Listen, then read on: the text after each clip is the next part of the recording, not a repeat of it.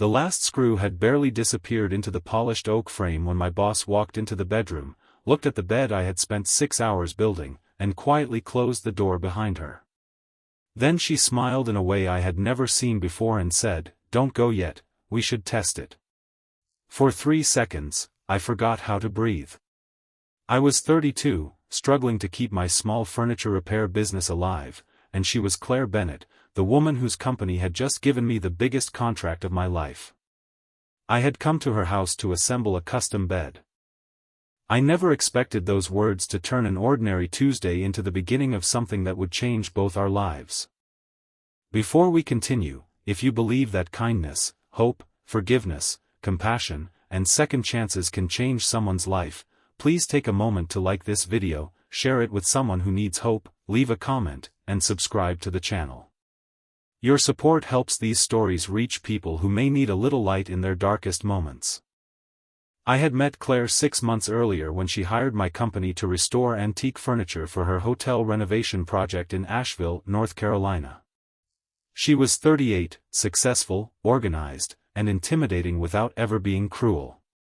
Everyone at the company seemed afraid of disappointing her, but I quickly noticed something others missed. Claire never treated the cleaners, delivery drivers, or repairmen like they were invisible. She remembered names. She thanked people. She once stopped an entire meeting because an elderly maintenance worker had been waiting outside in the rain. That moment stayed with me because I knew what it felt like to work hard while nobody noticed. My own life had been far less polished. After my father passed away, I inherited his tiny woodworking shop and a pile of unpaid bills. My younger brother, Marcus, was recovering from a serious financial setback, and I had quietly taken on responsibilities I never talked about. Every contract mattered. Every dollar mattered. Losing Claire's business could have meant losing the shop my father had built with his own hands. The custom bed was supposed to be simple. But Claire had ordered it for a guest house she was preparing for her mother, Margaret, who was coming to stay after a difficult year of health problems. Claire wanted everything perfect because, as I later learned, her mother had spent most of her life caring for everyone else and rarely allowed anyone to care for her. That evening, I finally finished the bed. I checked every joint twice, tightened every bolt, and carefully pressed down on the mattress to make sure nothing moved. Claire walked over and sat on the edge. Then she looked at me and repeated that unexpected sentence about testing it. My face must have revealed my confusion because she laughed softly and explained that she meant testing the frame for stability. She wanted me to sit beside her and make sure the mattress and frame didn't shift under weight. We both laughed, and somehow that awkward moment broke the invisible wall between us. But when we sat there, the laughter faded. Claire admitted she had been afraid of the house feeling empty after her mother left again. She told me that success had given her almost everything except the one thing she wanted most, a home that felt like home. I surprised myself by telling her that my father's workshop had taught me something similar. A house wasn't made warm by expensive furniture. It became warm when someone cared enough to build memories inside it. Claire looked at me for a long moment, and something changed in her expression. The next morning, disaster arrived. A supplier called to say the hotel project was being cancelled because the company had discovered a major financial problem. My largest contract was suddenly in danger. I expected Claire to distance herself, but instead she asked me to meet her at the hotel. There, she revealed that she had already discovered the problem and had spent the entire night finding a way to protect the small businesses depending on her project.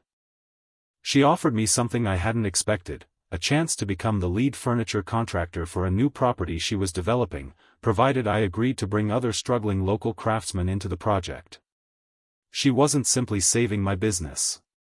She was creating work for people like me. I refused at first because I didn't want charity. Claire became serious and told me that it wasn't charity. She had watched me work for months and knew exactly what I was capable of. She wasn't giving me a favor. She was giving me a chance. That sentence stayed with me.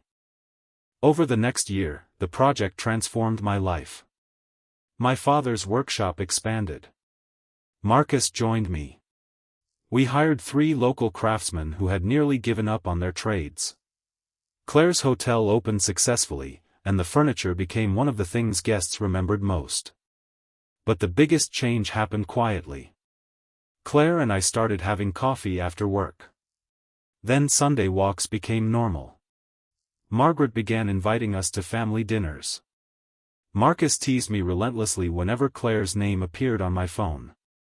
And somewhere between unfinished furniture, late-night planning, and ordinary conversations, Claire stopped being my boss. She became the person I trusted most. One evening, almost a year after that first bed assembly, Claire brought me back to the same guest house. The bed was still there. She sat beside me and smiled at the memory of that awkward night. Then she told me that the bed had never really been the thing she wanted tested. She had wanted to know whether something built carefully could actually last. I took her hand and told her I thought we already knew the answer. Sometimes life gives us opportunities disguised as uncomfortable moments. Sometimes the person who changes our future isn't the person we expected to meet, and sometimes the strongest things we build aren't made from wood at all. They are built from trust, patience, kindness, and the courage to let someone see the person behind the work. If this story touched your heart, please support the video with a like, share it with someone who believes in second chances, and subscribe so you don't miss another story of hope and unexpected love. And before you leave, I have one special request: tell me in the comments what you think matters more in a lasting relationship: love, trust, or simply having someone who never gives up on you. Because sometimes, the most beautiful things in life begin with something as ordinary as building a bed, and discovering that the person sitting beside you has quietly become home.